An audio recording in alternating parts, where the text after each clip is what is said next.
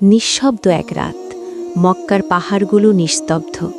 ছোট এক গুহায় বসে আছেন হজরত মুহাম্মদ সাল্লাল্লাহু আলাইহি ওয়াসাল্লাম, গভীর চিন্তায় ডুবে।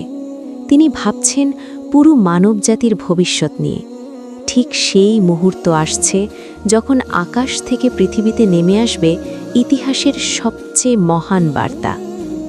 এটি ছিল রমজানের এক বরকতময় রাত, যে রাতকে পরে বলা হয় লাইলাতুল কদর, হাজার মাসের চেয়েও উত্তম। মক্কার কাছে হেরা গুহায় তিনি আল্লাহর ইবাদতে মগ্ন ছিলেন, সত্যের খোঁজ করছিলেন, অন্যায় আর অন্ধকারে ভরা পৃথিবীর জন্য আলোর দোয়া করছিলেন। হঠাৎ ফেরেশতা জিবরাইল এসে হাজির হলেন। তিনি বললেন, পড়ো।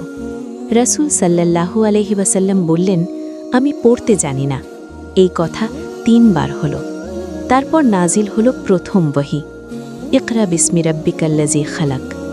পড়ো তোমার সেই রবের নামে যিনি সৃষ্টি করেছেন। এই শব্দ শুধু একজন মানুষের জন্য ছিল না, এটি ছিল পুরো মানবজাতির জন্য হেদায়েতের শুরু। এই রাতেই শুরু হয় কুরআন নাজিল হওয়া। কুরআন, যা অন্ধকারে আলো, ভাঙা হৃদয়ের জন্য শেফা, জীবনের জন্য পথ নির্দেশ। আল্লাহ বলেন, আমি এটি নাজিল করেছি কাদরের রাতে। এই রাতে ফেরেশতারা নেমে আসে, রহমত বর্ষিত হয়, দোয়া কবুল হয়।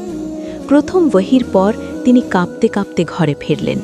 খাদিজা বিনতে খুয়াইলিদ রাজিয়াল্লাহু আনহা তাকে সান্ত্বনা দিলেন, বললেন, আল্লাহ আপনাকে অপমান করবেন না। পরে ওয়ারাকা বিন নওফল বললেন, এটি সেই একই ওহী যা মুসা আলাইহিস সালামের উপর নাজিল হয়েছিল। এই মুহূর্ত ইতিহাস বদলে দিল। একটি উম্মাহ জন্ম নিতে চলেছে, জাহিলিয়াতের অন্ধকার শেষ হতে চলেছে। 23 বছরে কুরআন পূর্ণ হল। মক্কায় শেখালো ধৈর্য, মদিনায় দিল জীবন ব্যবস্থা, মানুষের হৃদয় বদলে দিল। তাই রমজান হল কুরআনের মাস। রোজা আমাদের সবর শেখায়, কুরআন আমাদের হেদায়েত দেয়।